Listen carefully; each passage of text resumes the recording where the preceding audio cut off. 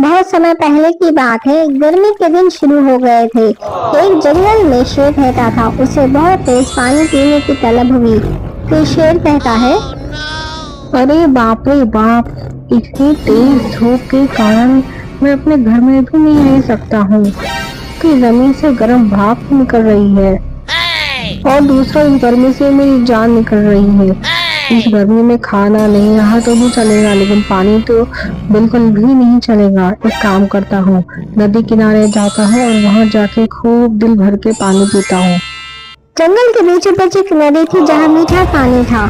शेर वहाँ आता है और पानी पीने के लिए झुकता है। तभी बब्बर शेर आ जाता है। बब्बर शेर कहता है, रुक जाओ, ये तुम क्या कर रहे हो? इस गर्मी में मेरा भी बुरा हाल कर दिया है। मैं भी प्यासा हूँ, इसलिए सबसे पहले पानी मैं पीऊंगा। मेरे बाद तुम पी लेना। अभी हटो, रास्ता दो। शेर गुस्सा हो गया। बब्बर शेर से बोला, अच्छा, ऐसे कैसे हट जाऊं? सबसे पहले पानी तो मैं ही पीऊंगा, क्योंकि मुझे तुमसे ज्यादा प्यास लगी है और मैं तुमसे पहले आया हूँ, तो सबसे पहले मेरा ही हक बनता है। तो तुम पीछे हट जाओ, पहले मैं पीऊंगा। ये सुनकर बब्बर शेर भी गुस्सा हो गया और फिर बोला, क्या कहा? हक? हक की बात तुम करते हो? इस जंगल पर मेरा तुमसे ज्यादा हक है, क्योंकि मेरे पिता बड़े हैं तुम्हारे पिताजी से। तुम मेरे चाचा के लड़के हो। तुम्हारे पिता मेरे पिता से छोटे हैं और मेरे पिता बड़े, इसलिए सबसे बड़ा हकदार मैं हूँ, दर्जे में भी और तुमसे उम्र में भी। दो शेर को आपस में लड़ते हुए दूसरे जानवर दूर से देख रहे थे। तभी भालू ने बोला, अरे वाह, क्या दिलचस्प नजारा है। ये नजारा अगर करीब से देखा जाए तो और भी मजा आ जाएगा। क्या बोलते हो मित्र? फिर भालू की बात सुनकर भेड़िया बोलता है, अरे हाँ भाई, सही बोल रहे हो। पता है, एक बार मैं शेर का निवाला बनते बनते बच गया हूँ। अगर उस वक्त मैं भाग नहीं जाता तो आज आप लोगों के साथ खड़ा नहीं होता।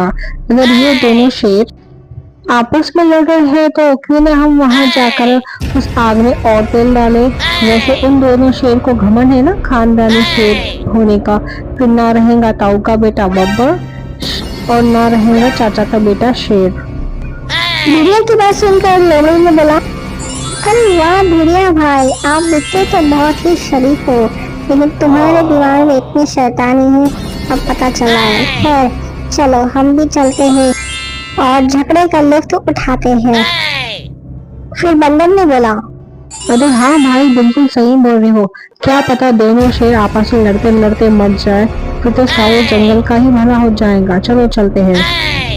दोनों शेर काफी घंटों तक तू मैं करते रहे, लेकिन कोई हल नहीं निकला। जानवर शेर के करीब आते हुए थे, लेकिन उनके सामने जाने की हिम्मत नहीं हुई। फिर उनके सामने ले गए। बब्बर की नजर जानवर में पड़ी तो बब्बर ने कहा, ये देख, दूसरे जानवर देख रहे, खानदान की इज्जत निकालेगा क्या? हाँ, तो शुरुआत तो तुमने ही की है ना। तुम्हारी वजह से ही इज्जत जा रही खानदान की, मेरी वजह से नहीं।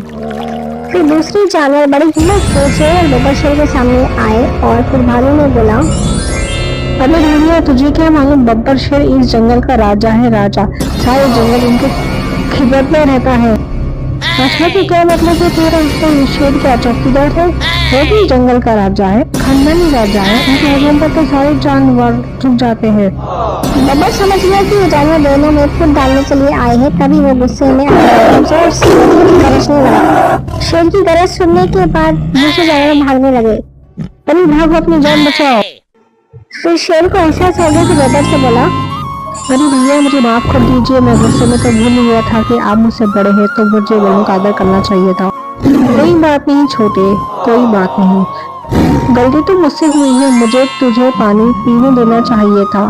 खैर, अब जो हो गया सो हो गया। अब आगे से याद रखना, कभी भी किसी भी जानवर के सामने हमारे खानदान की इज्जत नहीं जाना चाहिए, वरना वो लोग हमसे डरेंगे नहीं।